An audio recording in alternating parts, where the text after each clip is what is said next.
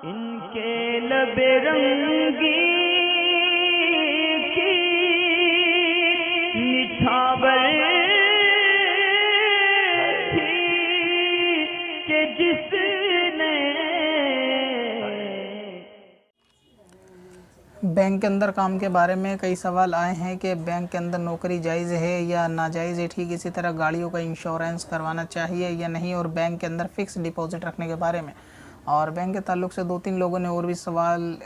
जो है पूछे हैं, मैं उनका मजमूई तौर से जवाब दे दूं कि अभी कुछ वक्त पहले दारुल उलूम देओबंद की जानिब से बैंक के अंदर काम करने से बचने की ताकीद की गई है, और बाज़ लोग बताते हैं कि बैंक की नौकरी को हराम करार दिया। अगरचे मैंने वो फतवा बज़ाहिर पढ़ा नहीं है, मगर ये कि जो लोगों से मालूम चला कि बैंक के अंदर काम करने को देओबंद के मुफ्तियान इकराम ने फतवा दिया है कि वहाँ नौकरी करना हराम है। देखिए, किसी भी सेक्टर के अंदर मुतलकन काम जो है वो हराम नहीं होता। बैंक के अंदर भी कई सारे मामलात ऐसे हैं कि उनमें नौकरी जायज़ भी हो सकती है और बैंक की नौकरी वो नाजायज़ भी हो सकती है, कि जिस काम का ताल्लुक़ बैंक के अंदर सूदी लेन देन से है या उसके लिखत पढ़त से है या उसकी गवाही से है, तो वो नौकरी, वो काम या उस मामले की नौकरी सिर्फ बैंक में नाजायज़ होगी। और वो नौकरी बैंक की भी जायज़ है कि जिसके अंदर लेना देना सूद का या इससे मुतालिक कोई भी अफ़आल उसके अंदर नौकरी में शामिल नहीं है। मिसाल के तौर पे अगर कोई शख्स बैंक कर्मचारी है और वो पियोन है, यानी जो गेट वगैरह के ऊपर पहरा देने का काम करते हैं, तो चपरासी की ये नौकरी भी बैंक की ही नौकरी कहलाएगी और ये नौकरी बैंक में जायज़ होगी। ठीक इसी तरीके से ड्राइविंग वगैरह की, कि स्टाफ को लाने ले जाने की ड्राइविंग या फिर बैंक के मामलात के लिए प्राइवेट वैन वगैरह के लिए ड्राइवर की ज़रूरत होती है, तो इन लोगों का ताल्लुक़ बिल्कुल भी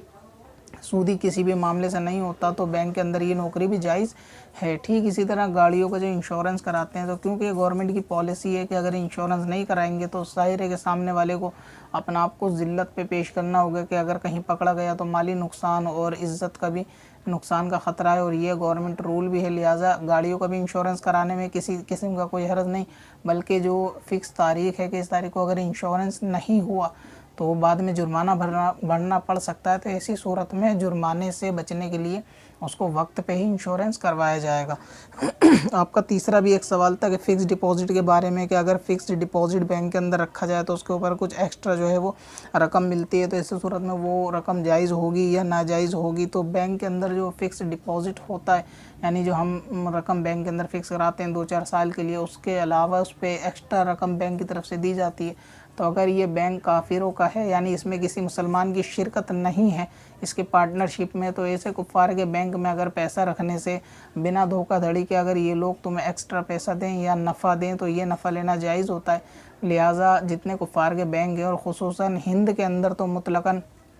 कहा जा सकता है कि ज़्यादातर बैंक काफिरों के हैं, तो इन बैंकों से जो नफ़ा मिलता है, अगरचे इनके नज़दीक वो इंटरेस्ट का नाम या सूद का नाम दे दें, लेकिन इनके सूद कहने से सूद नहीं होता, बल्कि मुसलमान काफिर के दरमियान सूद नहीं होता। तो इस तरह अगर काफिर को अगर आप कर्ज़ देकर उससे एक्स्ट्रा रकम भी ले लेंगे तो वो भी सूद नहीं होगी। मिसाल के तौर पर अगर कोई काफिर ये कहता है कि आप मुझे 10,000 रुपये उधार दें और जब मैं आपको ये पैसे लौटाऊंगा तो मैं 10 के 11,000 रुपये दूंगा, तो आप उसको वो 10,000 रुपये देकर उससे 11,000 रुपये यानी 1,000 रुपये का प्रॉफिट ले सकते हैं। शरीयत में इसकी भी इजाज़त है। और ये कि सूद होता है दो मुसलमानों के बीच कर्ज़े पर जो नफ़ा होता है, मगर जब एक तरफ मुसलमान होता है दूसरी तरफ काफिर होता है, तो ये शर्त दो मुसलमानों की पाई नहीं जाती, तो ऐसी सूरत के अंदर ये सूद करार नहीं पाता। लिहाजा बैंक के अंदर अगर ये बैंक जो पैसा आपका जहाँ रखवाना चाहते हैं अगर वो काफिरों का बैंक है, तो ऐसी सूरत में इनसे नफ़ा लिया जा सकता है। पत्थर में हसन लाले पुरनवा